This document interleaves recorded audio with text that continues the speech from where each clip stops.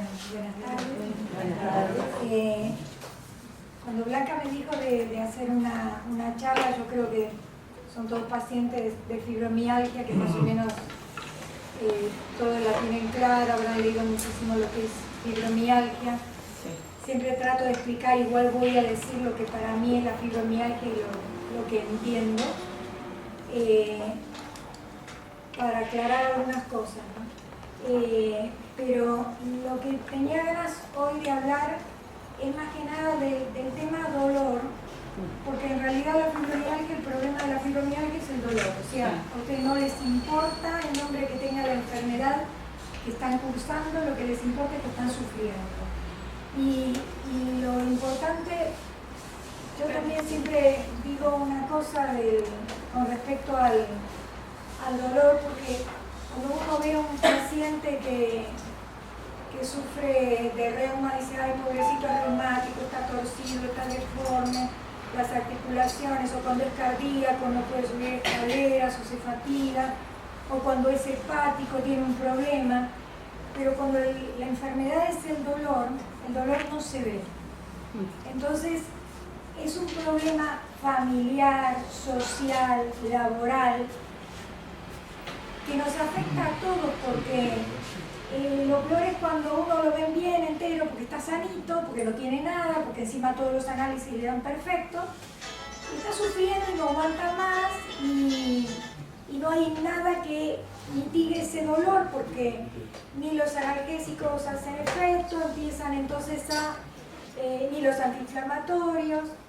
Entonces el paciente empieza a migrar de consultorio en consultorio. Hoy en día, como yo digo, yo hace 41 años que me recibí, ¿no? Y en aquel entonces se le daba mucha importancia a la semiología, o sea, a revisar al paciente, a recibir al paciente, había todo un protocolo, las preguntas que había que hacerle. Hoy en día eso se perdió con la cantidad de pacientes que uno tiene en el hospital, que nos dan 10, 15 minutos por paciente para atender. Hoy las prepaga lo mismo. El médico lo que trata de hacer es sacarse lo antes de encima posible al paciente que viene a la consulta. Entonces le pone un nombre a la enfermedad. Me duele acá, me duele acá, me duele acá. Ah, sí, ya está, fibromialgia. Todos los análisis de tratamiento de fibromialgia. Recién estábamos hablando de lo que significa la enfermedad, que en realidad la enfermedad es el dolor. Y cuando un médico, después de haber visto todo, y dice, sí, ya está, esto es fibromialgia, es como también sacárselo de encima y pasar al otro lado, porque ¿quién lo trata? ¿Quién trata la fibromialgia? En realidad no es reumatológico, lo tratan los reumatólogos, pero no es reumatológico. Entonces, cuando se vio que en realidad era un dolor de tipo neuropático, empezaron a interpretar como que el dolor de la fibromialgia es neuropático, entonces bueno, entonces lo tienen que tratar los neurólogos. Y entre los reumatólogos y los neurólogos, cada uno le pone lo que a él le parece que puedan dar, y la mayoría de las veces no funciona nada. ¿Qué es en sí? Acá quiero... Cuando arranqué con este tema del dolor es porque en el consultorio escucho muchas preguntas, como ya han probado de todo, y entonces me terminan preguntando por el aceite de cannabis y todo lo demás. Entonces me traje aparte un artículo que bajé para poderles explicar un poco más en dónde sí, en dónde no sirve. Primero, lo ideal para mí, que yo siempre le digo a los pacientes en el consultorio, es que entiendan qué es la fibromialgia. Fibromialgia se puede denominar así cuando el paciente no tiene absolutamente ninguna otra patología que genere dolor. O sea, viene un paciente con un estado de dolor, sea articular, muscular, no puede dormir, irritabilidad, etc. Y lo primero que uno tiene que empezar a pedir es el hemograma, a ver que todo esté bien, que no haya ningún proceso infeccioso ni inflamatorio a ningún lado, todo el reumatograma para descartar que no sea un cuadro reumatológico, que es una de las, son enfermedades autoinmunes donde se gestan anticuerpos que empiezan a autoatacarnos, sea en las articulaciones, sea en los músculos, sea en el endotelio vascular, sea en la tiroides. Perdón, ¿es un estudio reumatograma? Sí, el reumatograma es una serie de estudios, entonces te piden test del látex, factor reumatoideo, proteína C reactiva, anticuerpos anti-LSSB, anti-LA, anti-RO, el FAN, o sea, son como 15 análisis aproximadamente de laboratorio que con una extracción sanguínea se puede ver y descartar. Aparte de solicitar esto, o sea, hay que descartar todo lo que sea autoinmune, porque en realidad la fibromialgia es un síntoma, el dolor es un síntoma. Y el síntoma dolor puede acompañar desde una quebradura hasta un proceso odontológico, hasta una encefalitis, si se quiere. O sea, el dolor es síntoma. Entonces, primero hay que descartar que no haya ninguna patología detrás que esté generando este síntoma dolor. Cuando todo esto dio negativo y el paciente uno puede decir, sí, está sano, no tiene nada. Yo hasta las cosas que uno descarta también dentro de todo lo reumatológico, yo pido marcadores tumorales, un poco porque yo hice la especialidad de oncología, entonces hay muchas veces que hay algunos cánceres ocultos que, bueno, aparecen hasta como un proceso artrítico, pero aparecen realmente con procesos inflamatorios articulares y en realidad a veces hay un cáncer de colon y yo estoy teniendo aparentemente una artritis reumatoidea. O sea, el cuerpo reacciona como puede frente a una noxa, llámese virus, bacteria, parásito o cáncer. El cuerpo reacciona. Y el cuerpo reacciona generalmente liberando anticuerpos y proteínas proinflamatorias. Estas proteínas proinflamatorias son las que muchas veces nos dan los síntomas gripales que tiene tanto el paciente con fibromialgia como en otras afecciones.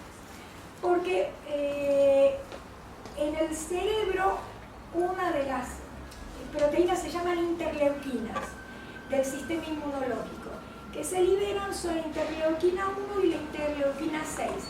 Estas son las que se ven en la mayoría de las virosis también y provocan los cuadros de febrícula, dolores musculares, decaimiento, astenia, y se ven siempre liberados en casos de dolor y también en casos de depresión.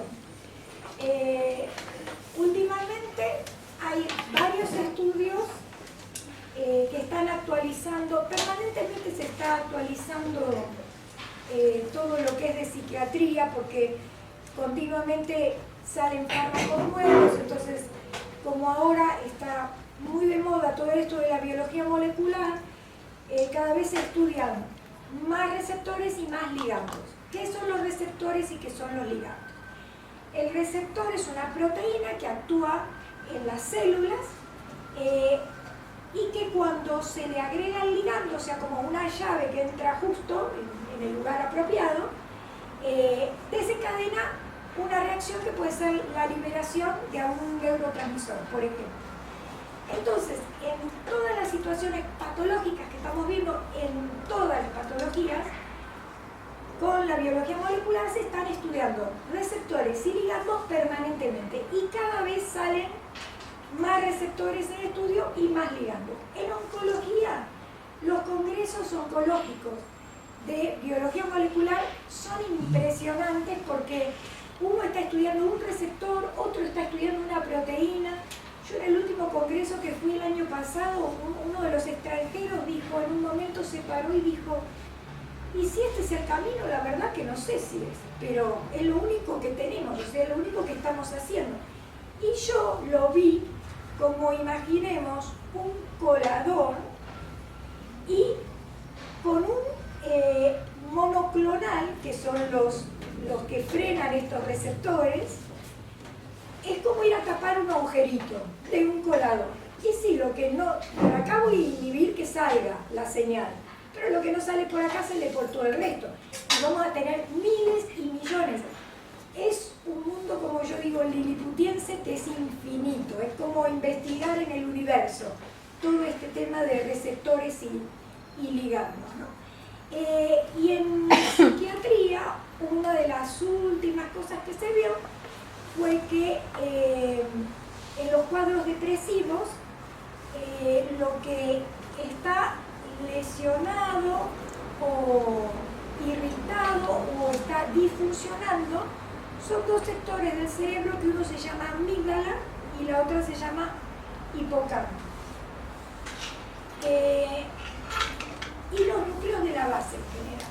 Entonces ahora se vio que todos los procesos depresivos tienen un estímulo previo de los receptores que liberan interleuquina 1 e interleuquina 6. Entonces, ahora no se sabe quién puso primero el huevo o la gallina, porque muchos cuadros de depresión se inician con procesos inflamatorios y dolorosos inespecíficos y después terminan resultando en una depresión. Y por otro lado, se vio que las depresiones, al tener baja la serotonina, que es el neurotransmisor por excelencia, que se le llama la hormona de la felicidad, al estar baja la serotonina, también esto produce que tengamos más interleuquina 1 e interleuquina 6. Entonces ahora se está pensando en, cuando se trata una depresión, aparte de usar un antidepresivo, utilizar también un antiinflamatorio. Entonces cada vez vemos que los pacientes están más polimedicados. Entonces, ver esta reacción acá, bueno, le damos el antidepresivo acá, pero también tenemos que bloquear esto acá. Cuando empezó el tema de la fibromialgia, y acá hay que hacer la diferenciación en lo que es el dolor de la fibromialgia a nivel médico, a nivel clínico. Hay dos tipos de dolores que el ser humano puede percibir. Uno es el dolor nociceptivo, que es el que utilizamos en la vida cotidiana. O sea, si yo me acerco a una estufa, siento dolor, me quemo, saco el brazo. Esos son receptores nociceptivos que me permiten correrme de lo que es nocivo. Ahí se van a acordar de nociceptivo porque me permite correrme de lo que es nocivo. Y después tengo el dolor neuropático, que es un dolor donde se lesiona el nervio. O sea, una cosa es el dolor normal, me golpearon, me quemé, y otra cosa es el dolor donde lo que está enfermo es el sistema nervioso. No tengo mielina, no tengo vitamina D, se me empiezan a pelar los cables, por así decirlo, o se me esclerosan las arteriolas que le dan vida a esos nervios que son como cablecitos, que es como ocurre en el diabético. El paciente diabético, cuando tiene hemoglobina glicosilada alta, o sea, cuando sube la glucosa, el tiempo que la glucosa está mucho tiempo elevada, más de 1,40 gramos en sangre de glucosa, el exceso de glucosa en sangre hace que se depositen estos glúcidos en las proteínas de la superficie celular. Entonces esto hace que se me empiecen a endurecer todas las células, que no cumplan la función que tienen que cumplir, y este endurecimiento, acartonamiento, hace que las arteriolas se tapen, se resquebrajen y no irriguen como tienen que irrigar. Entonces ahí tenemos el fallo de los diabéticos, por ejemplo, de la retina, que son microarteriolas, y con el correspondiente patología que puede venir detrás, que es la ceguera, o el fallo renal, cuando no me está irrigando bien el riñón, entonces puede fallar el riñón. Y cuando no me irriga bien los nervios, empieza el dolor neuropático típico del diabético, que empieza con dolor en la pantorrilla, en la pierna, porque la circulación se empieza a debilitar, no se irriga bien el nervio, ese nervio es como si se infartara, está sufriendo, no recibe ni glucosa ni oxígeno como corresponde, y ese nervio se empieza a deteriorar, como yo digo, pelarse los cables, y empieza a mandar señales de dolor. Es como si agarráramos una tenaza directamente y pinzáramos un nervio. No sé si alguno de ustedes les hicieron, con los estudios que hacen para descartar otras patologías, electromiograma. un electromiograma. bueno, yo digo es una picada el electromiograma porque directamente van con la aguja y al nervio, y ahí es un dolor insoportable. Bueno, imagínense, eso es un dolor neuropático cuando está lesionado todo el tiempo el nervio. Estos dolores neuropáticos son los que son dificilísimos de solucionar. Mucha gente ha pensado que el dolor de la fibromialgia de alguna manera es un dolor neuropático o que se genera un circuito de tipo dolor neuropático, porque cuando hay un estímulo doloroso persistente, es como que el cerebro, aunque el dolor sea en periferia, es como que el cerebro compra el síntoma, lo incorpora y aunque ya no tenga la noxa que me está lastimando, lo sigo sintiendo. Es lo mismo que cuando a uno le cortan el brazo y se sigue sintiendo el dolor del brazo que no está.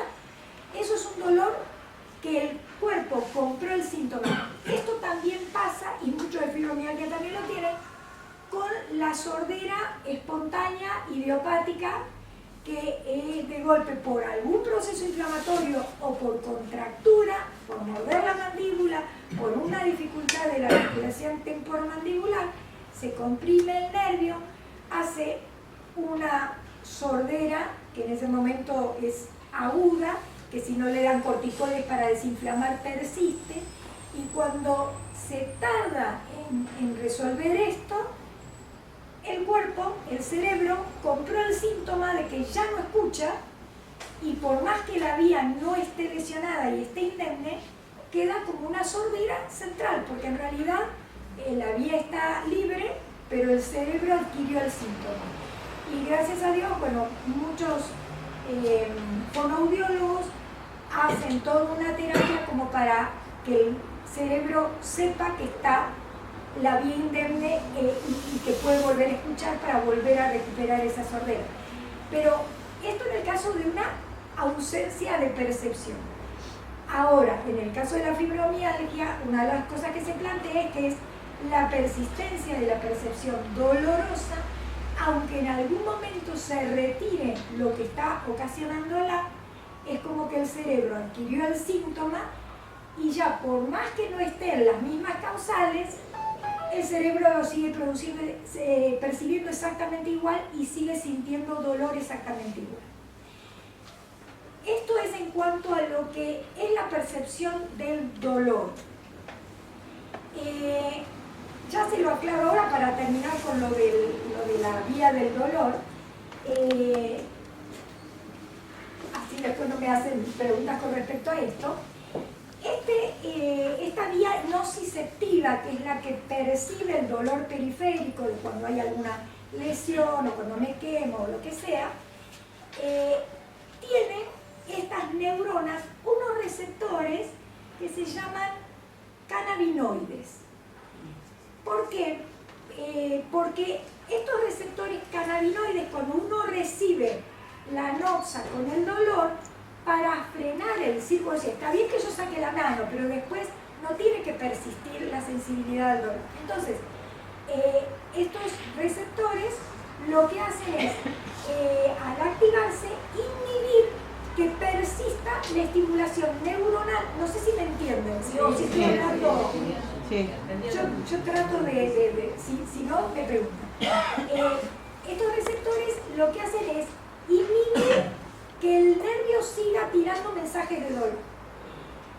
Y el cannabis, por eso también se llaman cannabinoides, también hay receptores opiáceos, por eso el opio se vio que estimulaban estos receptores. El cannabis estimula, algunos alcaloides del cannabis estimulan estos receptores cannabinoides en las neuronas nociceptivas para inhibir que la neurona siga disparando señal de dolor.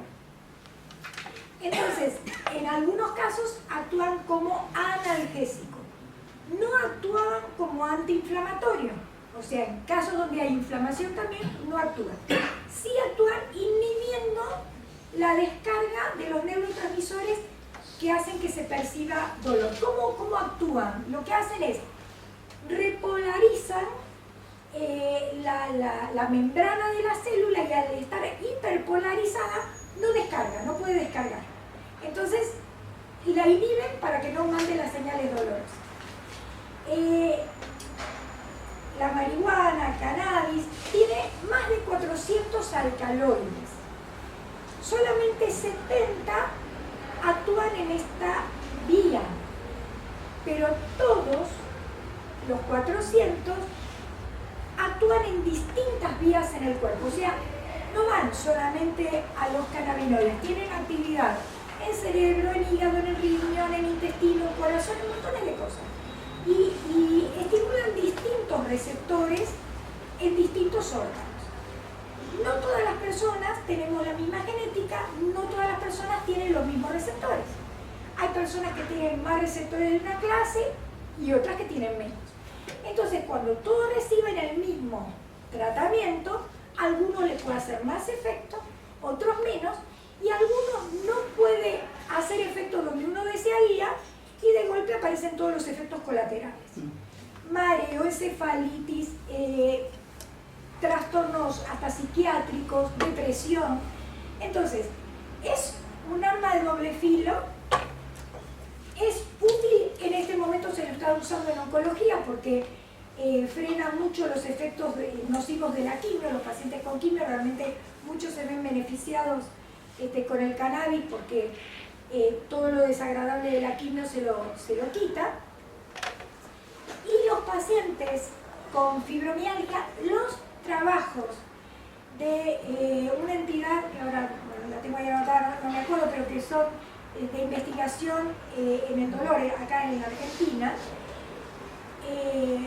uno de los principales médicos de esta entidad, él se expresa en este año, porque el trabajo lo saqué de este año, como que en fibromialgia no han visto mayores resultados, como que es muy leve, es muy light y que es como que realmente ellos piensan que en oncología sí, pero que en fibromialgia no.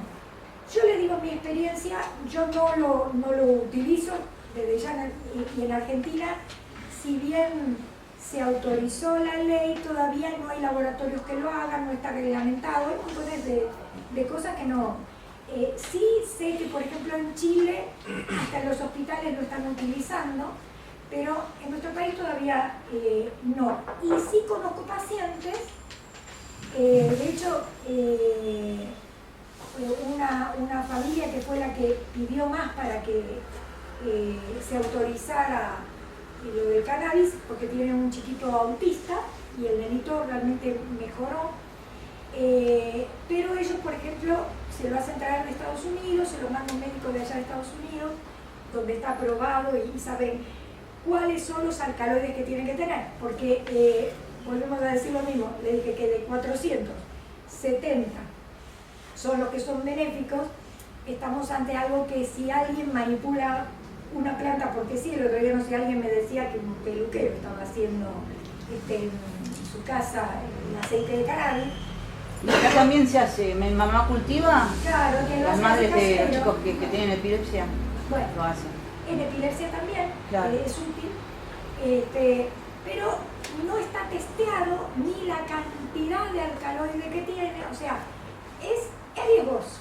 Pero yo entiendo que tengo muchos pacientes que me han dicho, a mí me hizo re mal, que alguien se lo dio y que les hizo re mal, y otros pacientes que por ahí con una gota 3 veces por día, siempre dicen que no más de 4 gotas 3 veces por día, que con una gota 3 veces por día mermaron muchísimo el dolor y algunos se quedan con 2 gotas 3 veces por día o 3 gotas. Sé que más de 4 gotas, las personas que me han comentado no han tenido... Yo tomo siempre cannabis. ¿Y cuántas gotas tomas? 10 gotas por día. ¿Y no te hace mal? No, es un analgésico, como dijo usted, Claro. nada más. Nada. ¿Y los medicamentos los En mi seguís caso, tomando? Por eso, yo tomo ¿Los medicamentos los seguís tomando? Sí, sí. Ah, Sí, porque hay otros que han dejado la medicación, han dejado la pregabalina, por ejemplo. Bueno, la pregabalina es un antiepiléptico, en realidad. Acá hay otro tema, ¿no? Que yo pienso que es un tema fundamental en los pacientes con fibromialgia. Porque, qué casualidad que el relato de los pacientes con fibromialgia han ido cambiando de antidepresivos y no le hacen nada. Está bien, muchas veces porque el problema no es la depresión y a todos les dan antidepresivos. Y muchas veces los analgésicos no les hacen nada, los antiinflamatorios no les hacen nada. Y son pacientes que en su relato hay antibióticos que no toleran, antibióticos a los que son alérgicos, antibióticos con los que se sienten intoxicados. Y esta es otra área que para mí también involucra a los pacientes de fibromialgia. Porque hay algo que también ve en el genoma, que es la cantidad de citocromo P450, que es la enzima que tenemos todos para desintoxicarnos de las toxinas exógenas que nos entran en el cuerpo. El citocromo P450 es una familia de 50 enzimas. Tienen distintas actividades, pero todas desintoxican metabolizando distintos elementos de los que utilizamos cotidianamente. Hay un citocromo P que metaboliza penicilina, sertralina, una serie de medicamentos, todos los fármacos que se les ocurra. Hay otro citocromo P que metaboliza otros. Hay otro que es uno de los citocromos P que es el transportador de serotonina, o sea, es el transportador del antidepresivo. La mayoría de los pacientes con fibromialgia tienen déficit de citocromo P. Mucho no se puede investigar todo porque es carísimo, o sea, es muy caro y solamente de investigación no se investiga, ninguna prepaga lo quiere cubrir.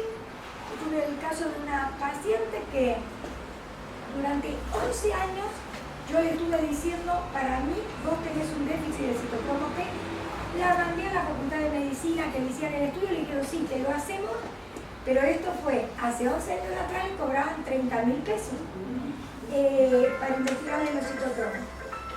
Hace 2, 3 años, finalmente dijo, yo ya no aguanto más, me voy a hacer el estudio, y se entera que en el hospital italiano, rastreando, es ingeniero del sistema, que en el hospital italiano estaban haciendo una investigación con citocromo P. Entonces se acercó y le dijeron, sí, pero te vamos a dosar de los 50, te doso 3, porque cada uno salía como 5.000 pesos cada uno. Sé que pagó como 15.000 o 17.000 pesos para dosar solamente 3.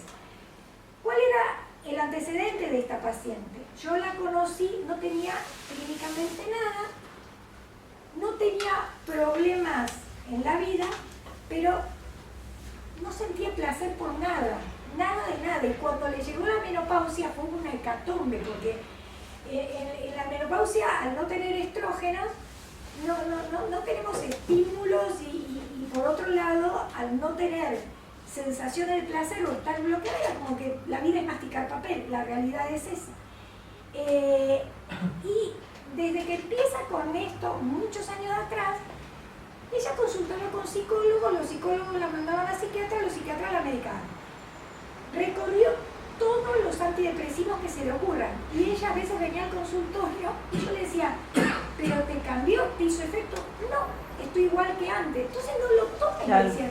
No, pero si no lo tomo y me hace mal, me dicen que no, que tengo que probarte por lo menos un año, porque es así, cuando empiezan con un antidepresivo, te dicen de 9 meses a 2 años, después quedas toda la vida tomándolo. Es tremendo. Y lo peor es que la mayoría de los psicofármacos te engordan 15, 20 o 30 kilos, como yo lo he visto.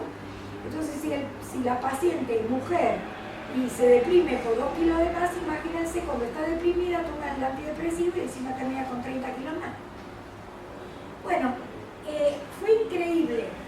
Cada vez que tenía algún problema de infección, era darle un remedio, me hizo mal. El único antibiótico que yo vi, que en un momento hizo una neumonía, que le podía dar era la citromicina, que es diferente. Cuando hay alergias a las penicilinas, usamos del tipo de los macrólidos, que es la citromicina, la eritromicina. Y ese era el único que tolera. Cuando le hacen Y por eso yo era una de las cosas que pensaba tener que tener un déficit de citocromo P, porque no podía ser que nada tolerara, que todo le hiciera mal. Cuando le hacen el análisis de esos tres, los tres los tenía deteriorados, tenía déficit de esos tres. Entre los tres que le midieron fue el transportador de serotonina. ¿Y se puede solucionar eso? No, porque es genético. Ah. Eso es genético. Así que, pero lo peor es, no se puede solucionar y menos con fármacos. Claro. O sea, busquemos otra manera, desintoxiquemos el cuerpo, optimicémoslo con vitaminas, con alimentación sana, pero no encharcándolo de fármacos que a su vez le generan otros trastornos. Entonces, eso es lo que hay que tener cuidado cuando uno tiene una patología de este tipo, que no le empiecen a llenar de medicación. Eso es lo más importante. Y yo siempre le digo a los pacientes, y les aseguro que yo creo que, porque no puede ser, toda la gente, todos tenemos los mismos problemas en la vida, o sea, es la vida, no es gratis y a todos nos pasan cosas. Y de golpe ves cosas terribles como una madre que se le murió un hijo, y otra que no le pasó nada, se le murió el gato, pero la que se le murió el gato no lo resiste y entra en depresión y no hay quien la levante, y la que se le murió el hijo tiene resiliencia, se puede levantar, puede salir y empezar a vivir de vuelta. Entonces, ¿pero dónde residen esas diferencias? ¿En que uno es bueno y el otro es malo? No, residen en la genética, las enzimas y los metabolitos y los neurotransmisores que tengo y los receptores que tengo. Esa es la realidad. Y yo creo que hay una población grande de gente que tiene falla en algunos de estos, o de estas enzimas, o de estos receptores, que terminan con estas situaciones, basta un detonante para que terminen con una situación de dolor crónico que no se la puede sacar de encima. Porque no es toda la población, sino que es un grupo. En este grupo hay que ir buscando, yo siempre digo, nunca hay que cruzarse el brazo. Busquemos siempre, porque por ahí encontramos la enzima que le falta y de casualidad encontramos que la farmacología produce esa enzima y que la podemos utilizar y bueno, se soluciona el problema. Así que buscarlo, hay que buscarlo siempre. Yo tengo hace muchos años, yo creo que ya era 18 años, me caen en el consultorio una mamá con una nena, en ese momento tenía 4 o 5 años. Paralítica total, la chiquita de nacimiento, era una muñeca de trapo. Apenas se hacía una mueca con los labios para sonreír, ¿no? Obvio no hablaba, casi ni podía nada, era una muñeca de trapo. Y me la trajeron como para ver qué le podía hacer porque me dicen es una parálisis de nacimiento. Las parálisis de nacimiento son por hipoxia, lo que antes les hablaba, que cuando falta oxígeno, falta irrigación, se lesionan los nervios periféricos. Bueno, en este caso, las parálisis de nacimiento, en los chiquitos se lesiona la corteza cerebral y quedan paralíticos. Cuando yo la veo, le digo a la madre, digo, no me parece, yo había hecho neuropediatría en el Ricardo Gutiérrez, le digo, nunca vi una parálisis de nacimiento que no sea espástica, nunca vi una parálisis flácida, esto tiene que ser otra cosa. Bueno, no, la estudiaron por todos lados, me nombró todos los neurólogos que la vieron, dijo, es una parálisis de nacimiento, ya está. Bueno, está bien, lo asumí. A los pocos días, en las vacaciones, me traen al hermanito de 3 meses, porque el pediatra de ellos estaba de vacaciones y el nene estaba con fiebre. Cuando yo le reviso al nene, tenía una otitis. Y cuando lo empiezo a manipular, me doy cuenta de que tiene la misma parálisis flácida que la hermana. No. Los hago sentar y le digo, miren, esto es así, ahora tiene una otitis, le vas a dar esto, pero yo estoy viendo esto. Este nene para mí tiene la misma patología. Se ofendieron, se levantaron, se fueron al consultorio. Diciéndome que el chico de ellos era absolutamente normal, que con el problema de la hermana ya habían hecho todo y que no tenían nada. A los 3 meses estaban de vuelta en el consultorio porque el nene era una muñeca de trapo igual que la hermana. Entonces eso dije, bueno, esto nos da pie para buscar. Pues. Ahí empezamos a revolver por todos lados. Y gracias a Dios encontramos una neuropediatra que desgraciadamente falleció, Marcela García Álvarez, que estaba en el FLENI y que se dedicaba a estudiar neurotransmisores y este tipo de trastornos neurometabólicos, y ella estaba haciendo un máster en Estados Unidos, le sacó líquido cefalorraquídeo a los chicos, se los llevó, fue un problema porque fue la época de las Torres Gemelas y no se podía transportar líquidos y había... Pero a la semana yo tenía el informe, era un déficit de una tetrahidrobiopterina, que es una enzima que convierte la dopa en dopamina. Así que los chicos no tenían, era como si estuvieran desenchufados de la 220, no podían caminar porque no tenían dopamina, porque no tenían la enzima, una sola enzima, que convierte la dopa en dopamina. Cuando vino el informe, ¿qué se hace? Y le digo dopamina como a un parkinsoniano, se le da dopa. Se empezaron a medicar con dopamina. Hoy esa nena, obvio, antes del año, el nenito aprendió a caminar ya con la dopamina, así que ni se enteró nunca que tuvo esta patología. Sigue recibiendo dopamina, obvio, pero ya tienen, creo que el chico este año se fue a Bariloche de quinto año, ya debe tener 17, 18, y la nena 3 años más, creo que 21, 22, una cosa así. Pero hablan y caminan. O sea, se detectó. ¿Saben cuántos casos de estos había en el mundo? Cuando aparecen estos 4 casos solos en el mundo. 4 casos. Bien. Entonces, 4 casos, quizás haya más, pero no se investigan. Ahora tenemos más elementos para estudiarlo, pero cuando hay tan poquitos casos, claro, son pocos los que invierten en investigar. Yo todavía, después de 20 años, estoy esperando que alguien fabrique la tetrahidrobiopterina. No la van a fabricar por los pocos casos que hay en el mundo. Realmente van a tener que seguir recibiendo dopamina. Pero, en el caso de una patología como la fibromialgia, que cada vez está más extensa, sí se va a seguir investigando. Así como se investiga el dolor neuropático y se investigan las distintas depresiones. Así que, mucho es trabajo propio, porque ustedes tienen que poner, no esperen que ningún investigador venga a estudiar su caso y persigan al médico para que, y no tengo esto y no tengo lo otro, comparen. Yo leí que cuando le falta a uno vitamina B12 tiene estos síntomas. Lo digo porque es real, a veces la vitamina B12, cuando está por debajo de 400, debería estar, los rangos que a uno le ponen es entre 300 y 900, pero cuando está debajo de 300 o de 400, las personas tienen mucho cansancio, y es también todo el complejo B es el que le da trofismo a los nervios, entonces es el que hace que el nervio esté indemne, y cuando falta vitamina B12 se pegan los cablecitos. Y empiezan a sentirse pinchazos, dolores raros en distintas partes del cuerpo y mucho cansancio. Mucha gente con fibromialgia tiene estos síntomas. Yo siempre le pido el dosaje de vitamina B12. Otra vitamina que tiene mucho que ver en el sistema nervioso, la D. Y ahora recién, siempre se creyó que era para los huesos y ¡pum! Y para el calcio, y que había que tomar sol. Yo personalmente creo que la población perdió las enzimas que tienen la capacidad de convertir la D2, que es la que consumimos en los alimentos, en D3. Porque aún veo pacientes medicados con las gotitas de D2 y no levantan la vitamina D en sangre. Estuve casi un año con D2. ¿Y no te levantó nada? No, me automediqué con las de mi papá, que es de 3. De 3 y en 3 meses, pero sí, no es normal. Para él son mágicos ustedes porque me dan todas. Sí.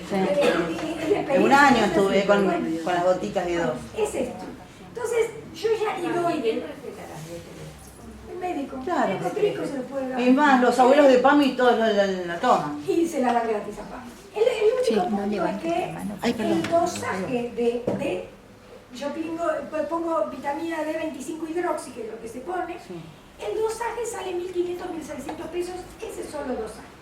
Entonces, OSDE, por ejemplo, no les permite más de un dosaje al año. Aunque yo quiera estar controlando cómo cómo anda la medicación, a ver si subió o no. Ah, no. Tengo que hacerte una historia clínica y justificar por qué quiero otro dosaje más.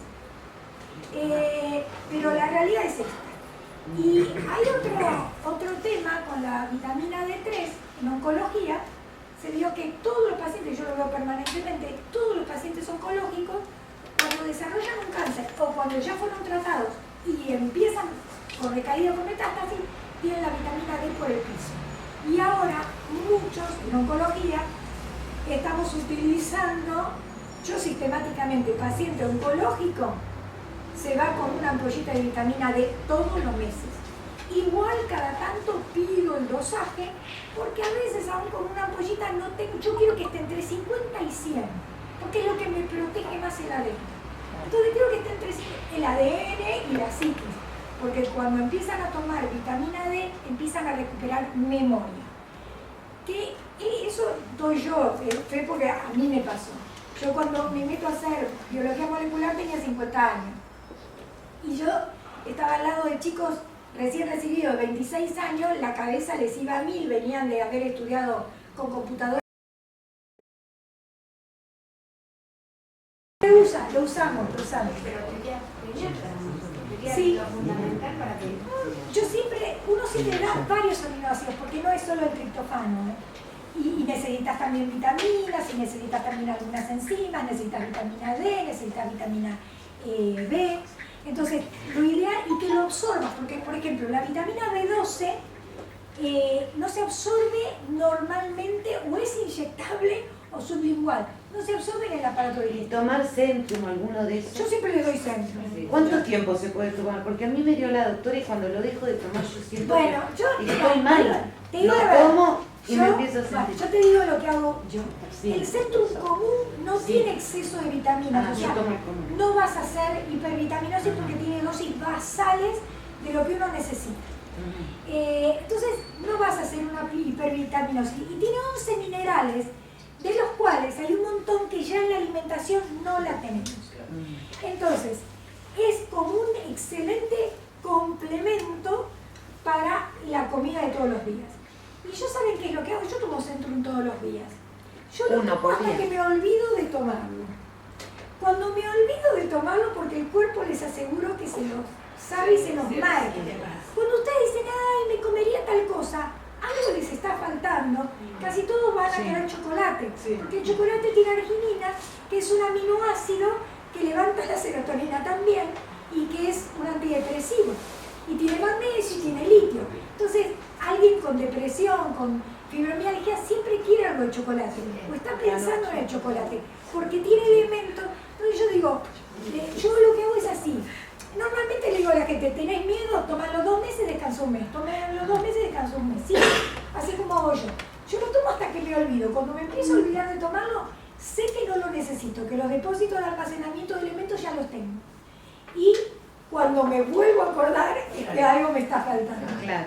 ¿Okay? ¿Y la crema de coca? Ay, la desconozco. Ah, Es nueva. porque fui a Salta y bueno, ahí es muy común.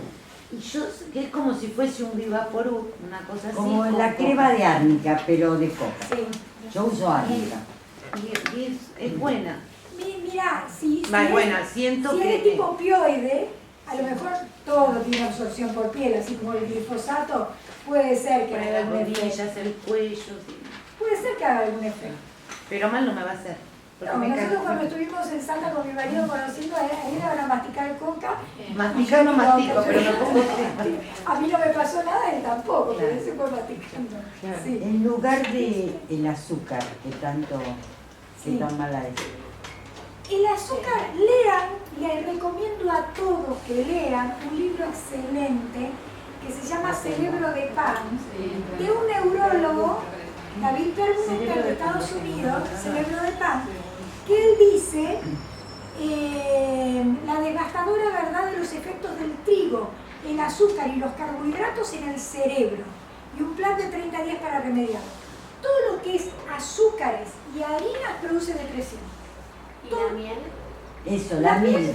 No, sí, fíjense que sea miel, porque ahora veo un montón de Ah, cosas que sí. dicen alimento a base de, Sí, y resulta no. que es jarabe de alta fructosa. Tal Todo lo cual. que es jarabe de alta fructosa es de terror, A mí me lo dijo un ingeniero agrónomo que fue presidente del INTA, que todo el mundo me decía, habla de la soja transgénica como si la soja fuera un demonio. Y los dos peores son el trigo y el choclo. El choclo no le queda, me dijo, ni ADN del choclo primitivo. Cuando yo empiezo a estudiar, me meto en biología molecular para ver las modificaciones del choclo. La mayoría de los alimentos transgénicos, aparte de tener cambios, modificaciones como esto del doble de gliadina, que hace que tenga más gluten, entonces la planta pesa más, el agropecuario en vez de sacar 1 tonelada del mismo espacio saca 2 toneladas, entonces porque tiene más cáscara. Encima con esta moda de comer integrales, la gente se está comiendo más gluten, lo cual es peor, y más insecticidas, lo cual es peor. Entonces, cuando empiezo a mirar todo esto de los transgénicos, que era lo que estaba pasando, aparte de lo del gluten, me encuentro con que tienen genes insecticidas que atacan genes de insectos. Cuando se empezaron a hacer los primeros transgénicos fue en 1979 en Estados Unidos. No se conocía el genoma humano. El genoma humano se descifra por un proyecto de Estados Unidos en el 2003. Se descifra el genoma humano. ¿Dónde se lo descifró? En la drosófila. ¿Qué es la drosófila? La mosca de la fruta. ¿Por qué? Porque compartimos casi el 99% de los genes con la mosquita. Cuando hicieron genes insecticidas en los cultivos para atacar genes de insectos, no se tuvo en cuenta que los mismos genes que estaban atacando los teníamos nosotros. Hay una denuncia de un biólogo molecular de la Universidad de Canterbury en Australia, ya hace unos 6 años, que ellos también producen, hay 14 megapaíses que producen transgénicos, la Argentina está a la cabeza, nos sigue Estados Unidos. Estaba Estados Unidos, le seguíamos nosotros, estamos nosotros, nos sigue Estados Unidos. Australia es uno de los países que produce transgénicos. Este biólogo molecular, que ahora no me acuerdo el nombre, es un apellido alemán, vio algo que le llamó la atención en el trigo que ellos estaban produciendo. Y lo que le llama la atención es que tenía genes que veía que podían dañar genes humanos. Entonces hizo un experimento y es como si hubiera encimado la secuencia del ADN humano con la secuencia del ADN del trigo transgénico. Y vio literalmente que ese trigo ataca más de 770 genes humanos. Cuando vio esto, lo denuncia diciendo, por favor, mírenlo, porque vamos a empezar a tener enfermedades autoinmunes que no vamos a saber de dónde vienen. Por eso que yo digo, hay enfermedades actualmente que ya ni sabemos dónde nos tenemos que parar para mirarla y cuál es el origen, ¿no? A los 2 años de esto, me encuentro, yo seguía bajando temas por otra cosa de biología molecular, me encuentro con que una entidad gubernamental de Australia tomó la denuncia de este biólogo molecular, reproduce en sus laboratorios centrales en la universidad el mismo experimento y le da exactamente lo mismo. Y confirma que el trigo que estaban produciendo atacaba más de 760 genes humanos. Y deja a las autoridades que decidan. Después no reestrenar y seguir más el tema. Pero esto es la punta de un iceberg, o sea, esto es porque un biólogo molecular se le dio por ver algo. ¿Cuánto habrá que nosotros no le estamos viendo? Una de las cosas que yo veo mucho, el choclo modificado, el maíz modificado, siempre que han hecho anticuerpos para atacar genes de insectos, buscan atacar o el aparato digestivo del insecto o el aparato sensorial, o sea, para que el insecto no lo pueda o digerir o percibir. Los que atacan el aparato digestivo atacan las glándulas salivales del insecto y las glándulas de secreción gástrica. Ese gen a nosotros nos produce ojos secos. Falta de saliva y gastritis. Tenemos los mismos genes. Fíjense la cantidad de gente que hay con ojos secos. Sí. Y vos decís, no como choclo. Todas las gaseosas tienen jarabe de alta fructosa que viene del maíz. Todas las mermeladas tienen jarabe de alta fructosa que viene del maíz. Pero las no se puede comer galletitas nada. tienen jarabe de alta fructosa. O sea, lo tenés en un montón de lados. Yo siempre siempre digo, y aparte, el choclo se hizo para engordar al ganado. Estos azúcares algo les tiene que ocurrir. Y esto de que se haya hecho para engordar al ganado, bueno, para mí es la peor mafia, siempre. Son obesos. Nosotros, gracias a Dios, la Argentina todavía estamos acostumbrados al churrasco, que se más caro todo, pero bueno, yo como siempre trabajé mucho en zonas carenciadas, en villas, y yo le decía a las madres, pará, si lo que te sale un paquete de salchichas, comprar arroz, carne picada, hacer albóndigas con arroz o así a la planchita y ya está. Te sale más barato que la salchicha, que es una basura lo que te estás dando. Todos los pacientes de fibromialgia, cuando se hacen estos estudios para ver si existe o no, encuentran con que en el líquido cefalorraquídeo de los estudios que han hecho, tienen exceso de glutamato. El glutamato es el neurotransmisor que informa el estado del dolor. O sea, tiene muchísimo neurotransmisor de dolor. Fíjense, la galletita, la papa frita, todo tiene glutamato. Todo tiene glutamato. Porque también lo usan. Son conservantes, resaltadores de sabor, pero y te dan adicción, porque son realmente adictivos, ¿no? Entonces, no sé si me quedó un poco claro que la comida tiene mucho que ver. Todo en las etiquetas de los alimentos que vienen de pasado está informado realmente lo que tiene. No está informado porque tenés números, es 300 no sé cuánto. Hay un montón de esos números que son altamente tóxicos y que no son comida. La realidad es esa. Y por otro lado hay cosas que no se informan, como una denuncia que se hizo, que en televisión la dieron. Yo me la enteré porque una compañera mía de biología molecular le tocó estar en la facultad en el momento que se hizo el análisis por una denuncia de un equipo de oncólogos que denunció que los productos de la Serenísima contenían hexaclorobenceno. Esta chica que estuvo en el análisis me llama y dice, si supieras la cantidad de hexaclorobenceno que tiene un danonino te morís. Dice, no son trazos, son cifras venenosas. Yo vi el programa de televisión porque hasta lo anunciaron por diario y todo que iba a estar. Estuvo la gente del CONICET denunciándolo. La gente de la Serenísima se defendió diciendo que dijeran que no eran ellos solos, que ellos le compraban la leche a Tamberos, que todas las leches del país tenían lo mismo. Entonces el del CONICET le dijo, entonces, ¿por qué ustedes tienen una leche de uso industrial nacional con hexaclorobenceno, pero la línea de exportación no la tienen? O saben cómo sacárselo, pero es más costoso, y para acá no se la sacan porque no hay legislación. Y yo después me encontré con el oncólogo que hizo la denuncia, le dije que había visto el programa, que conocía a una de las que había hecho el análisis, le dije, supongo que hicieron algo, y me dijo, el juez Ollarvide tiene la causa, la orden fue que se cambiara de pedido. Y aparte, así que no te sé decir si pasó. El danonino está prohibido por pediatría a los chicos. Sí. Raro que lo pasaron por la televisión, porque anuncia la Serenísima, debe ser uno de los más grandes. Miren, cuando yo estaba estudiando medicina, o sea, me recibí en el 75, así que calculen que fue en la década, habrá sido del 75, más o menos una cosa así, hubo una intoxicación masiva de chicos que en el hospital de niños hacían cola de 10 cuadras, todas las madres con los chicos haciendo cuadras, porque estaba el único centro de toxicología, el de Ricardo Gutiérrez. Y el común denominador no sabían qué era lo que había intoxicado a tantos chicos, pero el común denominador era que todos tomaban la Serenísima. Analizaron la leche y vieron que lo que había intoxicado a los chicos era un desinfectante que se pone en los tambos donde sacan el suero. Y también vieron que lo que menos tenía era leche, que eran mezclas de sueros y harinas.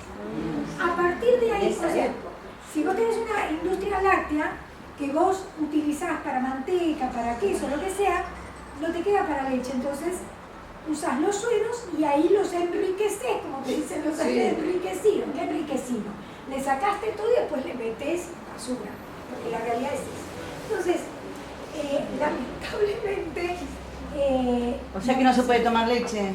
¿Qué? No sé. ¿O cuál sería una marca sana? Yo la verdad que le confío más a Sancor, porque Sancor siempre tuvo una línea infantil y siempre estuvo en investigación para la salud infantil. Sí. Y les confío más.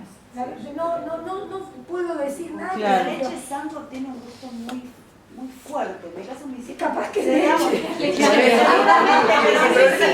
Sí, tiene un tomador, es verdad. La serenísima. Es la verdadera. Nada que ver, claro. Nosotros Pero me hace este año- dudar. Yo, por ejemplo, les compro Armonía, que es de la Serenísima. Claro, de la Segunda Serenísima. marca, peor todavía. Pero mira, todo lo que sea Pero- monopolio, tenés que pensar. Pero no les gusta ni ahí la Sancor, ¿viste? Me dicen Sancor no, tiene un Mira, gusto asqueroso. Por eso digo, ¿qué otra marca puede ser? Nosotros estuvimos. El Yo lo puente. que le digo que para mí Pero por ahí no no hay tiene. todo, ¿no? Yo sé que los productos de la Serenísima que son de exportación no tiene hexaclorenceno. Y que uno de los que es de exportación son la leche en botella, esa de tapita verde o roja, Que es más cara. que es más cara. Claro. Sí, sí. Entonces, esa por lo menos no tiene hexaclorenceno. Si vas a comprar, compra esa. Si le gusta más esa, compra esa. Pero te cuento algo. Este año nosotros tuvimos. Yo tengo una paciente de la que me hice amiga de hace muchos años, que es eslovena. Y ella este año no podía viajar porque tenía a la madre internada. Y con mi esposo y mi hija y el novio de mi hija íbamos a viajar a España en junio.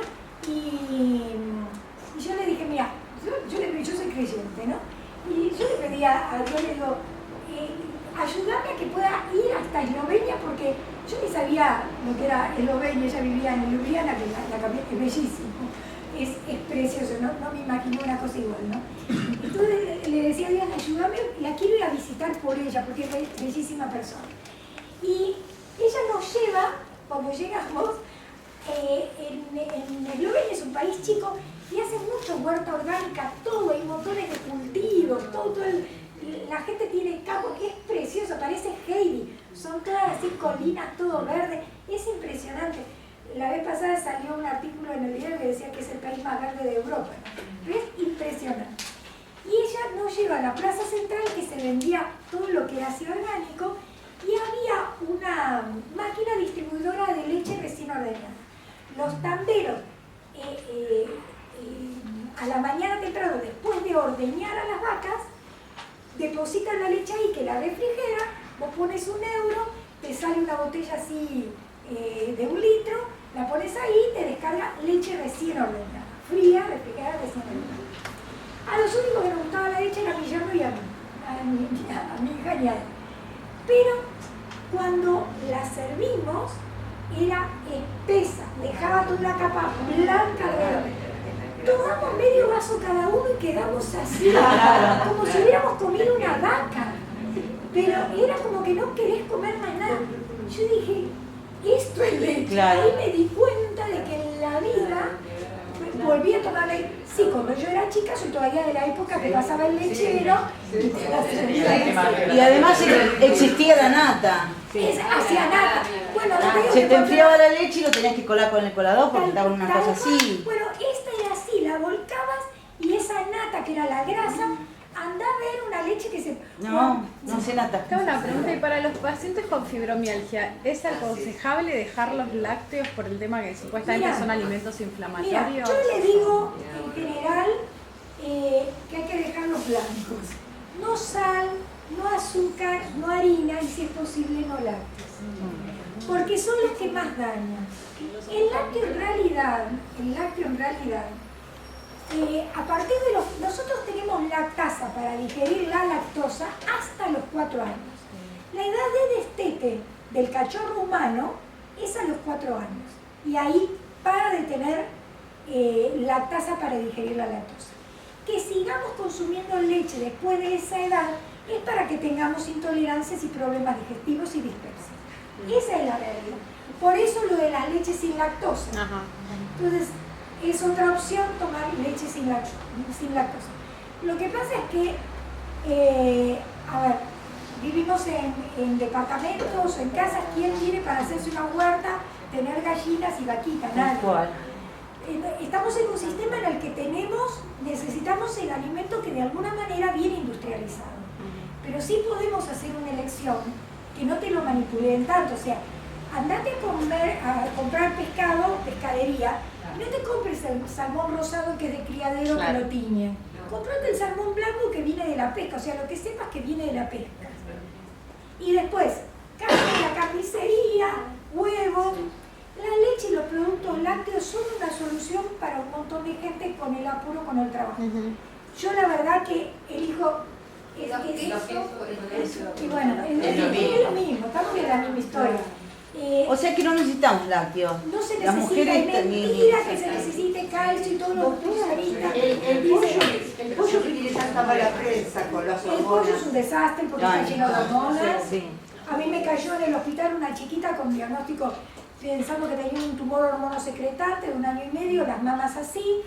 Yo como era de la villa pensé que no comía pollo, no me animaba a preguntarle.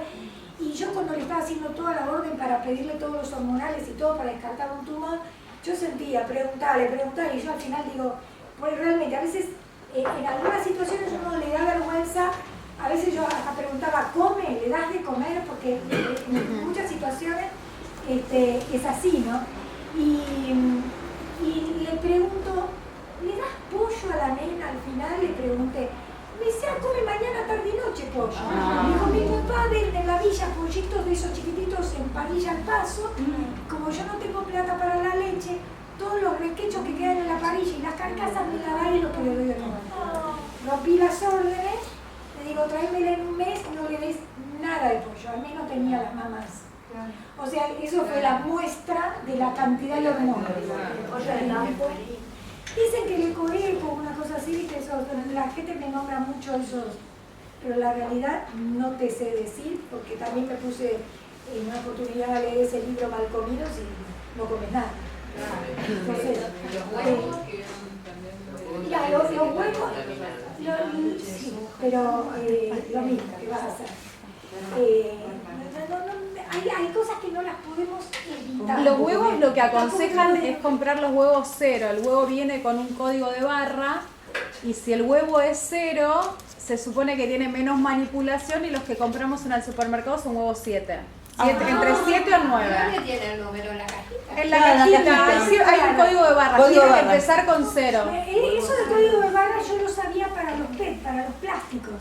Hay plásticos que vienen que son para la comida, o sea, mantequeras o ensaladeras o envases de las gaseosas que van teniendo números, que cuando llegan al número ya no se puede usar más. Porque son reciclados, tienen toxinas. La leche larga vida. Igual todos los envases liberan moléculas que son tóxicas, todos los envases. Porque sobre todo cuando hay un líquido adentro, porque el movimiento del líquido, la fricción de las moléculas con el envase, con el PET, siempre genera un intercambio de iones y genera toxinas. O sea, se libera la temperatura. de plástico para llevar agua. Sí, o como sí, o lo otro, sí, o de vidrio. Claro. Es más molesto, pero bueno, también. Pero la realidad es sí. Doctora, yo quería saber si en Latinoamérica se relaciona con los síndromes que no sintetizan el colágeno. Bueno, esta es otra cosa. Las enfermedades del colágeno son aparte, que hay un montón de enfermedades autoinmunes que son patologías del colágeno. Eso no tiene nada que ver con la fibromialgia. Eso entra dentro de las patologías reumáticas, enfermedades del colágeno. Y eso es lo que importa, saber qué es. Y cuando hay... Es que como el síntoma es el dolor es un síntoma común a muchas patologías. Así sea la mialgia, así sea la artralgia, es un síntoma común. Y lo mismo que cuando, sin haber daño de autoinmunidad del colágeno, hay gente que tiene mala calidad de colágeno, que son los que tienen deshidratación de los discos o que tienen hiperelasticidad. Bueno, los que tienen hiperelasticidad, las vértebras están haciendo esto todo el tiempo. Se va desgastando el disco y vas pellizcando para... Esas personas viven en estado de dolor y muchas de esas vienen con diagnóstico de fibromialgia y no es fibromialgia. Ahí lo que yo hago es darles colágeno. Yo suelo usar fórmulas naturales de colágeno no desnaturalizado, que es el que veo que funciona mejor. Yo le doy claras de huevo, yo trago claras de huevo para tener colágeno, yo para no tener arrugas, pero sí, claras crudas, pero la gente va a decir, no me moría hace varios años. No, así, yo la trago así, no va a tener. ¿Cómo se diagnostica eso? Hay que hacer un espinograma y una resonancia magnética de la columna. Sí. Y después lo otro es todo, pedir todo para tu hormona, de tiroides, porque cuando hay hipotiroidismo y te dan hormona tiroidea, muchas veces la levotiroxina estimula la paratiroides que está detrás. Y cuando producís mucha paratormona, se te va el calcio de los huesos también. Es otra cosa que hay que pedir. Lo que pasa es que mi hijo también tiene los mismos síntomas tuyos desde muy chiquito y él es súper elástico. Sí. Es genético. Y bueno, la enfermedad de Landarlos, que es una de las de la hiperelastosis, es que tienen más fibras elásticas que colágeno. En su ADN nunca vas a fabricar más. Eso lo que hay que hacer es fortalecer igual el colágeno y tratar de hacer RPG, cosas de mantener. Esas zapatillas suela bote tonifican mucho los paravertebrales, entonces te generan dos varas musculares al costado de la columna y no te dejan que se te lateralice tanto. Hacerles hacer natación. Porque ahí en la natación no hay tanto riesgo. Evitarle los deportes de impacto, evitarle el tenis o los que son así donde giran. En algunos casos Pilates funciona, pero tiene que ser con alguien que lo sepa hacer. Mi hijo tiene como mucha debilidad muscular, ¿no? Casi, digamos. Y te lo estudiaron porque hay más debilidad muscular que a veces no es la hiperelastosis, sino que son miopatías. Sí, lo estudiamos. ¿Le hicieron biopsia de músculo? No, todavía no. ¿Y Ahora lo van a ver los acá. hombres lo tienen muy caíditos? La doctora Taratuto, que es la que está en la Academia de Medicina, es la que estudia todo. Doctora Taratuto, buscala, la Academia de Medicina, la que está en Coronel Díaz y la CEA. En realidad primero te lo tendría que ver un neuropediatra, que son los que se supone que tienen que hacer el diagnóstico. Y ahora la doctora lo mandó acá al hospital de Pica para que lo vea también una endocrinóloga, porque él tiene cortisol bajo, por eso yo le preguntaba eso. Y no le pueden saber por qué, porque los otros estudios le dan bien. Sí, puede ser un síndrome, que es, o sea, tenés un montón de detallecitos de varias cosas, puede ser un síndrome. ¿Y antecedentes de tu familia hay? Sí, mi hermana, pero más leve, dijeron que tenía fibromialgia, y mi mamá también tiene dolor crónico, pero nunca la diagnosticaron. Por eso, podría ser, ¿y son solamente las mujeres o por el nene tuyo? No, mi nena, y mi sobrino tiene alguna... Puede ser simplemente que sea el Landarlos, que es que tiene más fibras elásticas que colágenas. Para la deshidratación de la columna, ¿qué hay? Lo mismo, reparar colágeno, darle el espacio, hacer, por ejemplo en natación yo le digo, cuélguense del borde, dejarle el espacio en la columna, no hacer deportes de impacto que lo achate más, espaciarlo, puede ser también aquagym, yoga, sí, yoga también, los que hacen osteopatía, tomar mucho líquido, comer colágeno, comer vitaminas que y yo les digo claro, ¿qué? La gelatina es agar, ya no es gelatina. La gelatina que da colágeno, la del hueso, la del caracú. Nadie la saca de ahí.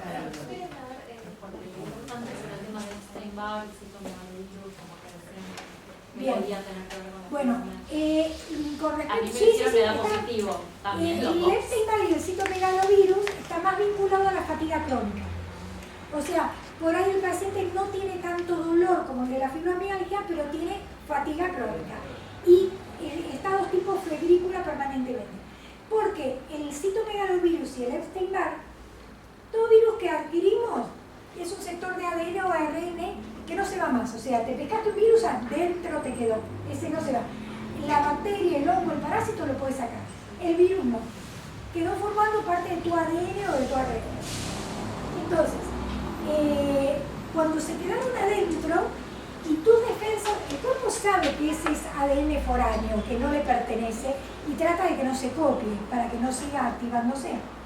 Pero cuando las defensas te bajan por estado de estrés o lo que sea, se replica. Es lo mismo que el virus de la varicela, que entró como varicela, pasan 50 años, hiciste un estrés, te bajaron las defensas y te apareció como culebrilla o Culebrilla, tal cual. Es el mismo virus, sí. Una consulta, ¿se trata a pacientes con síndrome de fatiga crónica? ¿Cómo? ¿Se trata a pacientes con síndrome de fatiga Mira, crónica? ¿Quién te curó de la fatiga? cualquier cosa que da. ¿Cuál? Pero Ella. la realidad